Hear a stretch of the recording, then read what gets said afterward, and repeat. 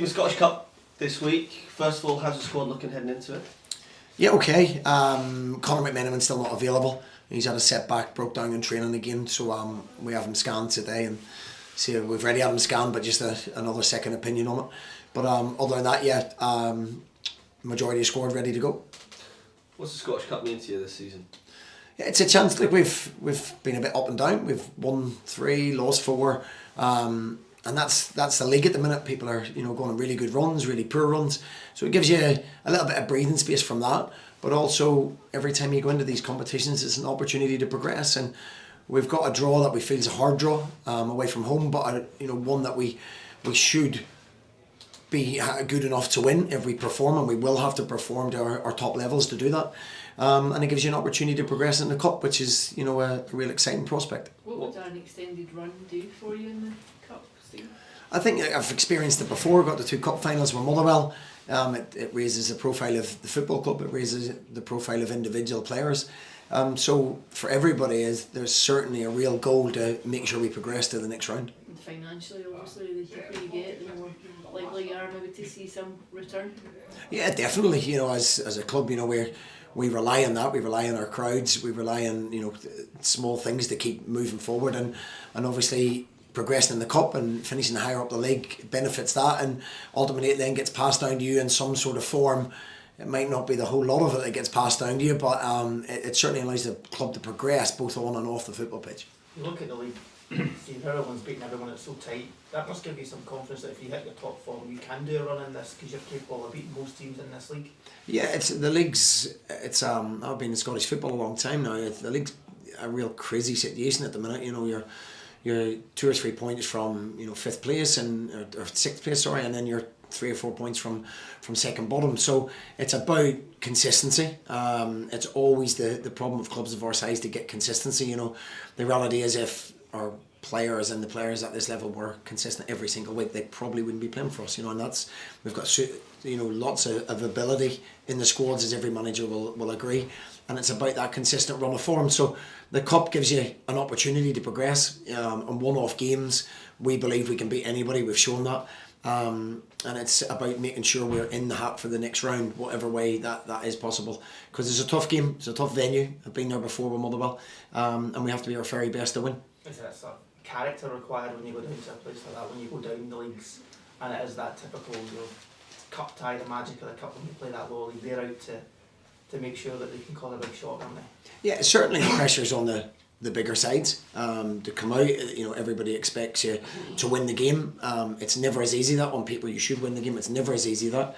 It's about mentality. It's going with the right mentality, not taking anything for granted, and doing the things that we should do better than the opposition. And we've drilled that into the players. I believe we had a very good performance last week without the result. And we have to continue to do that, and we have to continue to believe in the ability we have in the squad, but the mentality is the key. Stephen, you mentioned the problem you had with penalties last weekend. Was the plan for this weekend? Of course, this could eventually go to penalties. Yeah, it has been an issue for us. There's no doubt. We'd certainly be a lot more points on the table. It's a fine skill to take it, and I think anybody that's brave enough to stand up and take it. Last week, Toy was brave enough to stand up and take it, so anybody that misses him will have no criticism from me.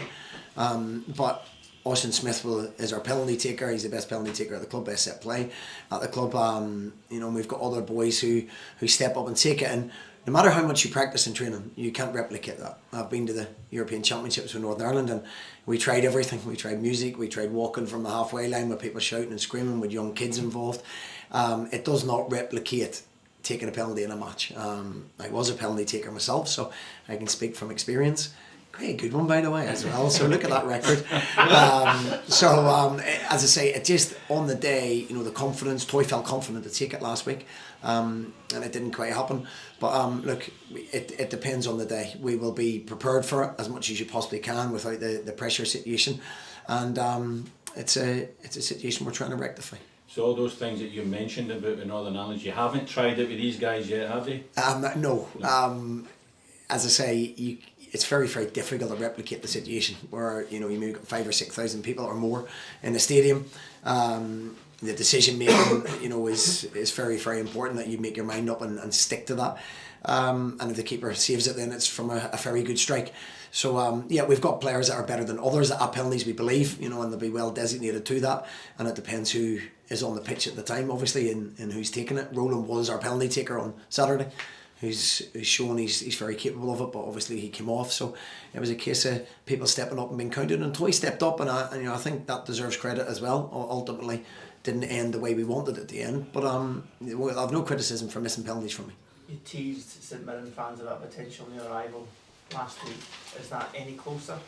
We're actually waiting on 3 deals, all loan deals, and you're always at the mercy of the parent club at bigger levels, and we're doing exactly the same. We're holding some players back to make sure we get players in, and everybody's doing that at this moment in time. So we know we need to get in.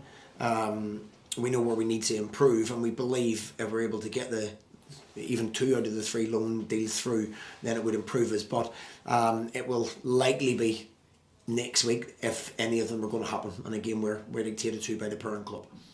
Is these guys from south of the border, or some of them in Scotland? A mixture. Yeah, a mixture.